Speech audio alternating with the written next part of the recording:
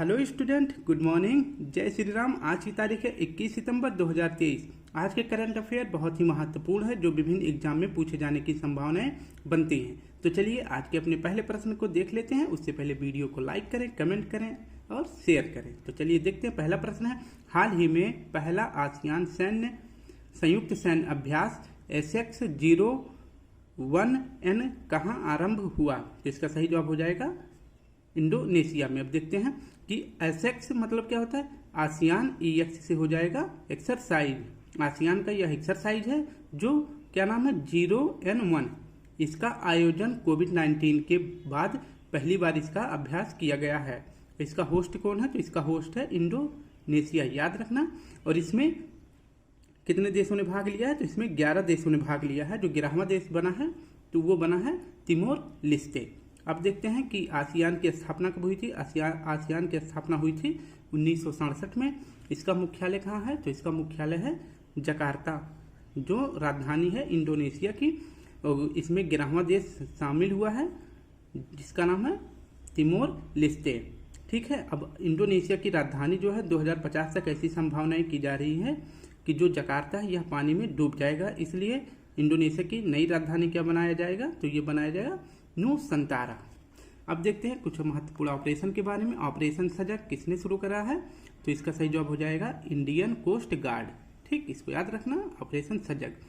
Operation क्या हो जाएगा? अब नेक्स्ट अभ्यास क्या है कि काजिंद अभ्यास किसने शुरू किया है? तो काजिंद अभ्यास इंडिया और कजाकिस्तान के बीच में हुआ है। देखो ऐसे पढ़ने में भी आ रहा है कजाकिस, तो ऐसे कजाकिस्तान। मालाबार अभ्यास जो कि क्वाड कहलाता है, इसमें कौन कौन से देश शामिल हैं? इंडिया, ऑस्ट्रेलिया, अमेरिका और जापान। इसको भूलना मत। नेक्स्ट है काजिंद, तो बता ही दिया कि इंडिया और कजाकिस्तान। टैसिलमैन अभ्यास, टैसिलमैन अभ्यास का आयोजन कहाँ हुआ है? तो इसका आयोजन हुआ है ऑस्ट्रेलिया में। अब नेक्स्ट देख लेते हैं कि सर्वाधिक समय तक अंतरिक्ष केंद्र में रहने वाले पहले अरब अंतरिक्ष यात्री कौन हैं? तो इसका सही जवाब हो जाएगा ऑप्शन सी, सुल्तान अल नयादी। इसका सही जवाब हो जाएगा सुल्तान अल नयादी। इसके बारे में देख लेते हैं कि ये सुल्तान अल नयादी कहाँ के हैं? तो ये UAE के हैं। ये कितने दिन तक अंतरिक्ष में रहे? जो स्पेस वाला घर होता है अंतरिक्ष में, उसमें 186 दिन इन्होंने बिताया। अब इन्हें क्या कहा जाता है? ये अरब के पहले अंतरिक्ष यात्री बने हैं, इसलिए इन्हें अंतरिक्ष का सुल्तान कहा जाता है। नेक्स्ट देखते हैं स्टूडेंट। अब कुछ महत्वपूर्ण स्पेस के बारे में देख लेते हैं कि कौन सा सैटेलाइट कब भेजा गया है। तो देखते हैं कि चंद्रयान 3 किस रॉकेट से भेजा गया है? LVM-M4। LVM-3M4 से चंद्रयान 3 को लॉन्च किया गया था। और यह चांद के साउथ पोल पे कब लैंड किया? तो 23 अगस्त 2023 को चांद के साउथ पोल पे लैंड किया। आदित्य L1 ये किस रॉकेट से लॉन्च किया गया? तो PSLV-C57 से लॉन्च किया गया। यह पृथ्वी से 15 लाख किलोमीटर दूर पॉइंट L1 पे लैंड करेगा, मतलब वहां पे स्थापित होगा। पॉइंट कौन सा है? L1। L1 पॉइंट 5 होते हैं, L1, L2, L3, L4, L5। तो आदित्य कहाँ पे प्रतिस्थापित किया जाएगा? तो पॉइंट L1 पे, जो पृथ्वी से 15 लाख किलोमीटर दूर है। और देखते हैं कि DSSAR इसको किससे लॉन्च किया गया? तो PSLV-C56 से। यह सिंगापुर का सैटेलाइट था जिसे भारत ने लॉन्च किया है। नेक्स्ट देखते हैं कि क्रिस्टिना कोच ये कौन है? तो ये अमेरिका की अंतरिक्ष यात्री हैं। ये चांद पर जाने वाली पहली अंतरिक्ष यात्री बनेंगी। और किस मिशन से जाएंगी? तो ये जाएंगी आर्टेमिस मिशन से। इसको याद रखना, आर्टेमिस मिशन से ये चांद पर पहली महिला यात्री बन जाएंगी अगर गई तो। अब नेक्स्ट देख लेते हैं कि प्रश्न 3 है और इनके साथ क्रिस्टिना कोच के साथ 3 पुरुष जाएंगे और ये अकेली महिला होंगी चांद पर जाने वाली। विश्व की पहली अंतरिक्ष यात्री महिला बन जाएंगी। प्रश्न 3 है, हाल ही में G77 प्लस चीन का शिखर सम्मेलन का आयोजन कहाँ हुआ? तो G77 चीन, इसके शिखर सम्मेलन कहाँ हुआ है? तो इसका आयोजन हुआ है चीन में, नहीं सॉरी, ये हुआ है क्यूबा में। याद रखना, इसका आयोजन कहाँ हुआ है? G77 प्लस चीन शिखर का आयोजन कहाँ हुआ है? तो इसका क्यूबा में हुआ है। इसकी व्याख्या देख लेते हैं। तो क्यूबा यानी क्यूबा की राजधानी क्या है? हवाना। हवाना में G77 प्लस चीन का आयोजन हुआ है। अब क्यूबा को क्या कहते हैं? क्यूबा को कहते हैं चीनी का कटोरा, याद रखना। अब देखते हैं कि इसमें जो है कौन कौन से देश शामिल हो रहे हैं। इस अभ्यास में कौन कौन से महाद्वीप के देश शामिल होंगे, जो विकासशील होंगे, विकसित नहीं, जो विकासशील होंगे उस महाद्वीप के देश इसमें शामिल होंगे इस अभ्यास में। तो अफ्रीका के देश होंगे, एशिया के देश होंगे और साउथ अमेरिका के देश होंगे। ठीक, अब देखते हैं कि G7 के बारे में। G7 में कौन कौन से देश शामिल हैं और G7 2023 का आयोजन जापान में किया गया। तो G7 में कौन कौन से देश हैं, Japan, France, USA, Italy, Canada और इसके बाद इंग्लैंड और जर्मनी, इंग्लैंड जर्मनी। अब देखते हैं कि G20 जो कि G21 बन गया है, इसमें जो है एक नया संगठन देश शामिल हुआ जिसका क्या नाम है, अफ्रीकन यूनियन। इसकी स्थापना कब हुई थी, तो इसकी स्थापना हुई थी 1963 में। इसका हेडक्वार्टर कहाँ पे है, तो इसका हेडक्वार्टर है अदीस अबाबा में।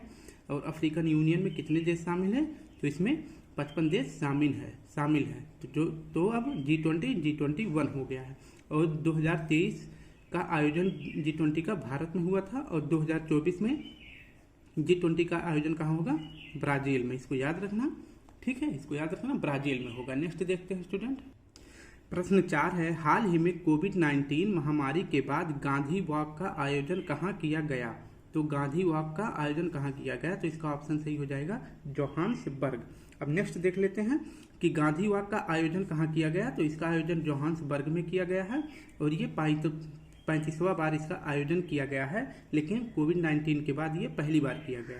तो इसमें क्या है कि इसमें 6 किलोमीटर पैदल यात्रा करते हैं लोग। देखते हैं कि साउथ अफ्रीका में किसका आयोजन किया गया है। थोड़ी सी साउथ अफ्रीका के बारे में जानकारी देख लेते हैं। तो साउथ अफ्रीका अब की बार 2023 का ब्रिक्स आयोजक देश रहा है।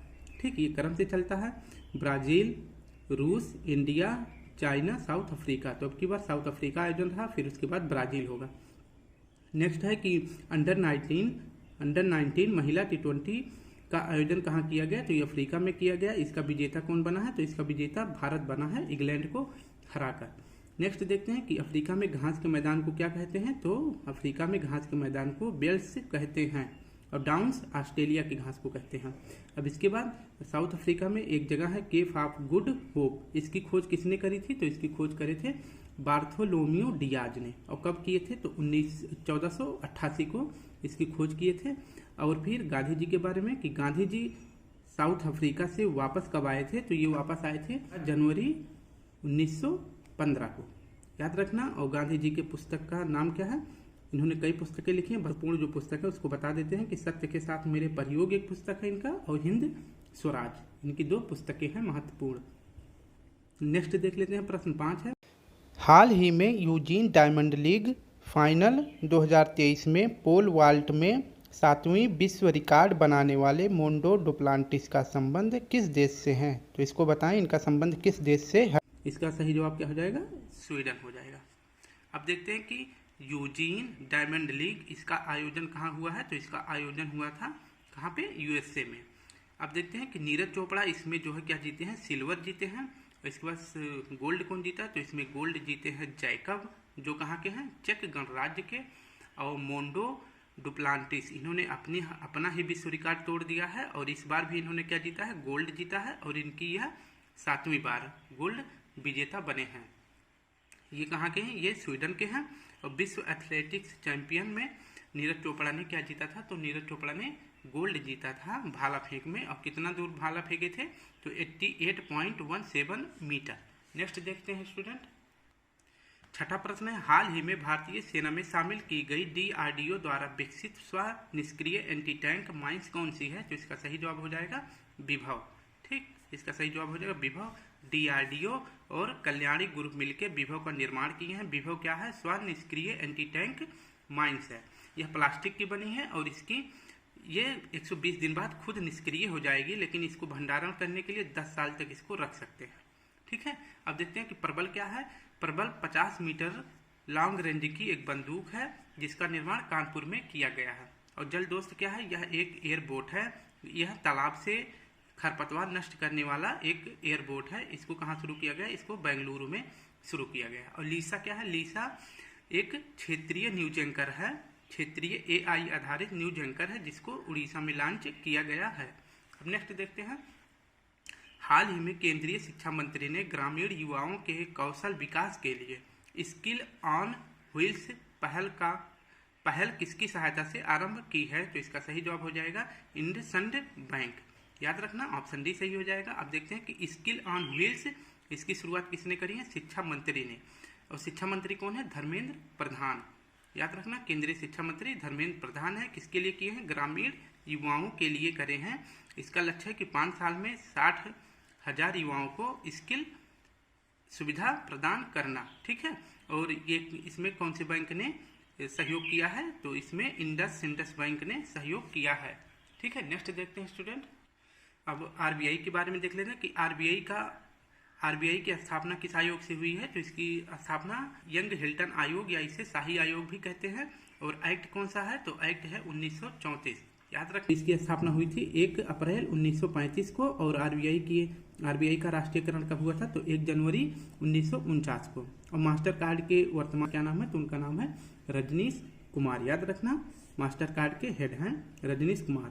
8वां प्रश्न देखते हैं कि हाल ही में 11 सूत्रीय विकास कार्यक्रम कहाँ लॉन्च हुआ? तो इसका सही जवाब हो जाएगा महाराष्ट्र में। इसकी व्याख्या देख लेते हैं कि 17 सितंबर को 3 योजनाएं शुरू की गई हैं। कौन कौन सी इसको देख लेते हैं। पहला है पीएम विश्वकर्मा योजना, और दूसरा है नमो 11 सूत्री कार्यक्रम, और तीसरा है लाडली बहना आवास योजना। अब देखते हैं इनके बारे में कि पीएम विश्वकर्मा यह किसके लिए शुरू किया गया है? पारंपरिक शिल्पकार के लिए। इसमें जो है 5% ब्याज की दर से आपको लोन दिया जाएगा और इसके लिए 13,000 करोड़ रुपए पास किए गए हैं। और 11 सूत्री कार्यक्रम ये कहाँ शुरू किया गया? तो ये महाराष्ट्र में शुरू किया गया है। महाराष्ट्र के सीएम किसने शुरू किया है? एकनाथ शिंदे ने। इसमें जो है 11 योजनाओं का लोकार्पण किया जाएगा और हर एक चीज में 73 जैसे 73 गाँव को सुलभ बनाया जाएगा, 73 स्मार्ट सिटी बनाई जाएगी।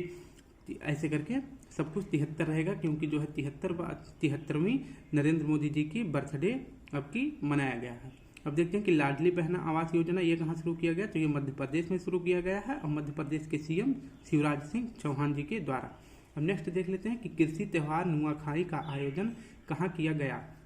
तो नुआखाई का आयोजन कहाँ किया गया? तो ये हो जाएगा उड़ीसा में। नुआखाई उड़ीसा का एक प्रमुख त्यौहार है और ये जब चावल की नई फसल पैदा हो जाती है तो उसके खुशी में ये त्यौहार मनाया जाता है। और नए चावल की जब बीज घर पे आ जाता है तो उसे क्या बोलते हैं? नवन्ना बोलते हैं। याद रखना। अब कुछ महत्वपूर्ण त्यौहार देख लेते हैं विभिन्न राज्यों से संबंधित। जैसे सरहुल कहाँ का है? तो सरहुल है झारखंड का, खारकी त्रिपुरा का, धानु यात्रा उड़ीसा का है, और चेरी ब्लाजम ये कहाँ का है? ये शिलांग का है, और लोसर लद्दाख का है, और लोसांग सिक्किम का। याद रखना स्टूडेंट। आज का आखिरी प्रश्न है, देख लेते हैं। हाल ही में कुर्मी समुदाय ने रेल रोको आंदोलन कहाँ प्रारंभ किया? तो इसका सही जवाब हो जाएगा झारखंड में। अब झारखंड में कुर्मी समुदाय ने रेल रोको आंदोलन शुरू कर दिया है। क्यों किए हैं? ये अपने आप को एसटी में शामिल कराना चाहते हैं। संशोधन देख लेते हैं। National commission for schedule tribe, इसका आर्टिकल है 338। और जो है इसके अध्यक्ष कौन है वर्तमान में? तो इसके अध्यक्ष हैं विजय सांवला। आप इसको याद रखना कि यह आर्टिकल है 338 बी और इसके अध्यक्ष कौन है वर्तमान में? विजय सांवला। अब देखते हैं national commission for schedule tribe. National commission for schedule tribe, इसका अनुच्छेद है 338 ए। याद रखना क्या है? 338 ए। इसके अध्यक्ष हैं हर्ष चौहान। अब देखते हैं हर्ष चौहान के बाद राष्ट्रीय पिछड़ा वर्ग आयोग, इसका कौन सा संविधान संशोधन है? तो इसका संविधान संशोधन है 102वां। याद रखना भूलना नहीं, कौन सा है? 102वां। और इसका आर्टिकल कौन सा है? राष्ट्रीय पिछड़ा वर्ग का आर्टिकल है 338 बी। ठीक, कौन सा है? 338 बी।